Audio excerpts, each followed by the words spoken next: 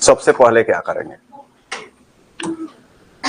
विलोपन विधि में ये किस में अप्लाई होता है, तो दो रैखिक समीकरण युग्म में, दो चर में जो रैखिक समीकरण युग्म होगा उसी में ये अप्लाई होता है। जैसे प्रतिस्थापन विधि हो गया था, हुआ था ना।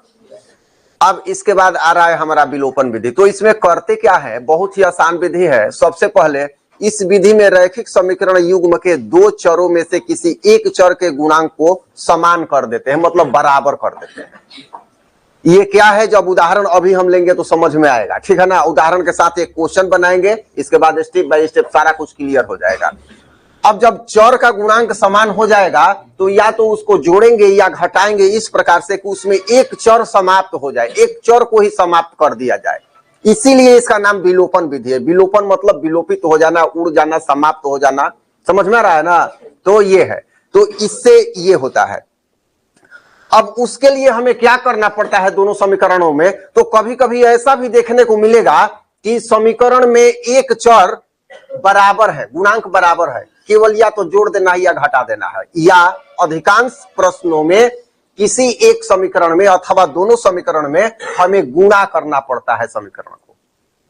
वो गुणा कैसे करेंगे ये भी हम लोग समझेंगे, कितना से गुणा करेंगे, क्या करेंगे, तो ये समझेंगे हम लोग। पहले समीकरण का जिस चर को बराबर करना होता है उसके गुणांक से दूसरे समीकरण में, और दूसरे समीकरण के उस चर को पहले समीकरण में गुणा कर देते हैं, ये समझेंगे।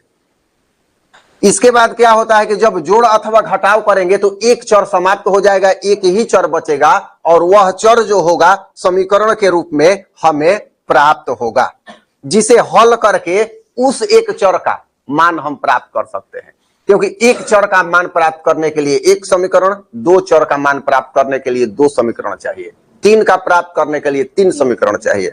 तो यहां एक समीकरण मिलेगा, एक ही चर रहेगा। जैसे मान लो 5x बराबर 15, तो x का मान निकाल लेंगे ना, तो उसी तरह से मिलेगा।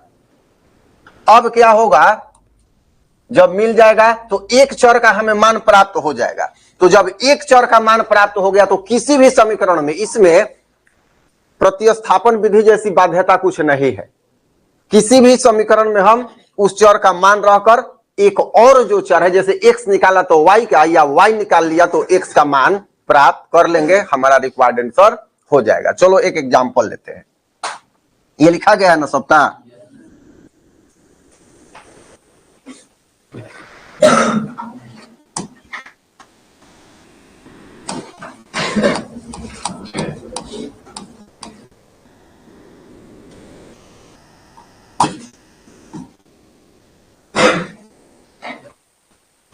तो देखो विलोपन विधि का ये उदाहरण हम देखते हैं। दो समीकरण दिया हुआ रहेगा, अगर उल्टा पुल्टा समीकरण है कहीं तो उसको पहले सीधा कर लेंगे, बटा में है तो उसको रैखिक में कर लेंगे, ठीक है।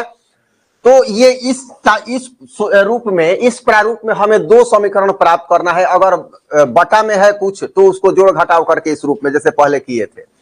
अब करना क्या है, देखो पहला समीकरण देखो, दूसरा समीकरण देखो। पहला समीकरण में x का गुणांक कितना है और दूसरा समीकरण में x का गुणांक कितना है, y का, और इसमें y का। मतलब कोई ऐसा गुणांक नहीं है जो बराबर है। कोई भी चर जान के हम लिए हैं, बराबर वाला लेंगे ना तो बहुत जल्दी बन जाएगा, सारा कुछ समझ में नहीं आएगा। ये कॉम्प्लिकेटेड उठाए हैं जान के।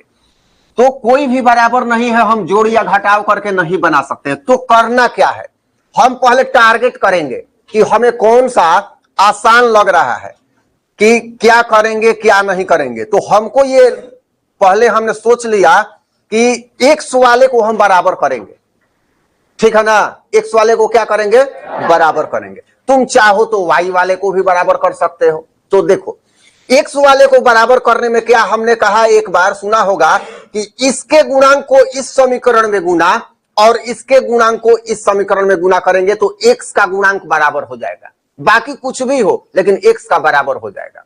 या दो से इसमें गुणा और 3 से इसमें गुणा करेंगे तो y बराबर हो जाएगा। हो जाएगा कि नहीं, 3 दूनी 6 व 2 तिया 6 हो जाएगा ना। तो हमको ये आसान लग रहा है कि केवल इसी में 2 से गुणा करना ही तो अपने आप है, 1 से तो गुणा करने पर वही मिलेगा ना। तो समीकरण 1 में 1 से 1 लिखेंगे नहीं। अगर y को करना होता तो लिखते 2 से और इसमें लिखते 3 से, तो इसमें 1 से इसमें 2 से। क्यों? x का गुणांक 2 है तो इसमें 2 से। ध्यान दो, जो यहां मिस कर गया उसको कभी नहीं समझ में आएगा। 1 यहां है तो 1 से इसमें कर देंगे। ये समझ में आ रहा है सबको? चलो, तो होगा यहां लिखेंगे। अब लिखने का तरीका, ये लाइन जरूर लिखना होता है।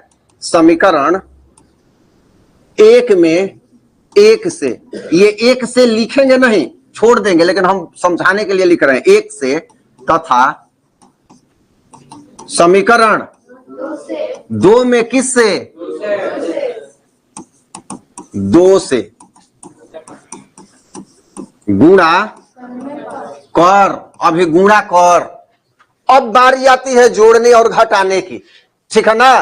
तो अब बारी आती है जोड़ने की घटाने की। जोड़ेंगे कि घटाएंगे, ये बारी आती है। तो है हाँ, क्यों? तो एक बात समझ लेना, रामबाण, अगर दोनों का चिन्ह समान हो तो घटाएंगे, अगर दोनों का चिन्ह उल्टा हो तो। यहां दोनों का चिन्ह क्या है? समान है। समान है कि नहीं है? अच्छा, वही हम y को बराबर करते तो 1 का प्लस है, 1 का माइनस है। 3 दूनी 6 व 3 दूनी 6, ये प्लस माइनस होता तो यहां क्या करते? जोड़ते। इधर देखो ना, इधर यहां क्या करते? जोड़ते। लेकिन अभी हमारा जो केस है उसमें क्या करेंगे? घटाएंगे। किसी भी समीकरण में से किसी को घटाएंगे, लेकिन घटाएंगे। तो लिखेंगे, लिखे हैं हम समीकरण 1 में 1 से गुणा कर, गुणा से, तथा समीकरण 2 में 2 से गुणा कर घटाने पर।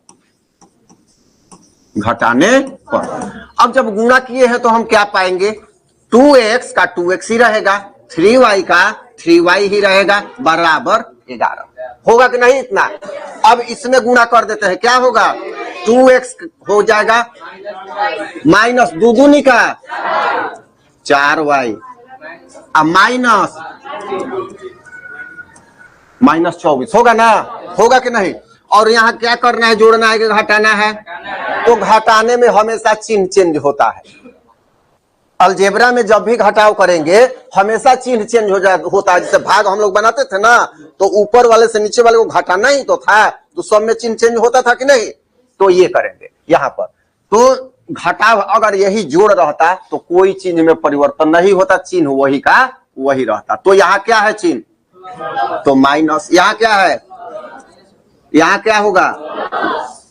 उल्टा हो गया ना, प्लस का माइनस, माइनस का प्लस। क्या जी दिख रहा है सबको? ठीक है, चलो अब एगो कटेगा। विलोपन विधि का यही गुण है, अगर नहीं कटा तो विलोपन विधि है ही नहीं। कटा मतलब विलोपित हो गया। अब देखो, 2 चर दिख रहा था, x और y, एक चर गायब हो गया कि नहीं? तो दूसरा चर के रूप में क्या मिला बताओ? 7y। अब बराबर 35। एगो समीकरण मिला ना, एगो चर मिला, तो सीधा सा बात है, क्या कर देंगे? y बराबर 35/7 क्या हो जाएगा? तो y बराबर 5।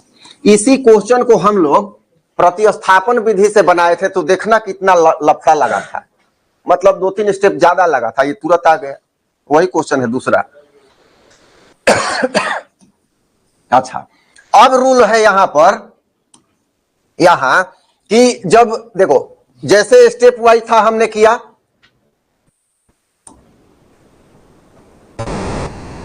स्टेप वाइज हमने किया।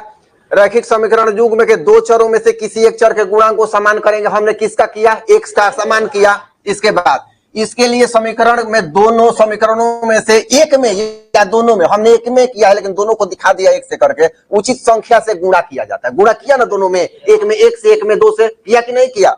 इसके बाद दोनों समीकरणों को जोड़ अथवा घटाव, समान चिन्ह रहेगा तो क्या होगा? घटेगा, असमान रहेगा तो क्या होगा? जोड़ाएगा। विलोपित कर दिया जाता है, मतलब कटा दिया जाता है। शेष बचे चर को हम एक समीकरण के रूप में प्राप्त करते हैं। जैसे यहां भी प्राप्त हुआ ना कि 7y बराबर 35, तो वही कह रहा है ये। इसके बाद प्राप्त चर के मान को किसी भी समीकरण में रहकर दूसरे चर का मान प्राप्त करते हैं। मतलब जो प्राप्त चर, इसमें कौन प्राप्त हुआ है? y प्राप्त हुआ है ना, तो इस मान को किसी भी समीकरण में रखकर, किसी के लिए स्वतंत्र, चलो हम दूसरे में रख देते हैं। समीकरण 2 में y का मान रखने पर अब देखो दो क्या है x माइनस 2 गुणा क्या हो जाएगा y के जगह पर तो 5 पुट करेंगे ना यहाँ 5 बराबर क्या है हाँ -12 ठीक है। तो हो गया x बराबर 5 दूनी का और उधर जाएगा तो -12 प्लस 10 तो हो गया x बराबर -2 दोनों चर का मान निकल गया x बराबर 2 -2 और y बराबर 5। समझ में आ रहा है सबको? चलो लिखो इसको उदाहरण को एग्जाम्पल को, इसके बाद एक्सरसाइज का क्वेश्चन करेंगे।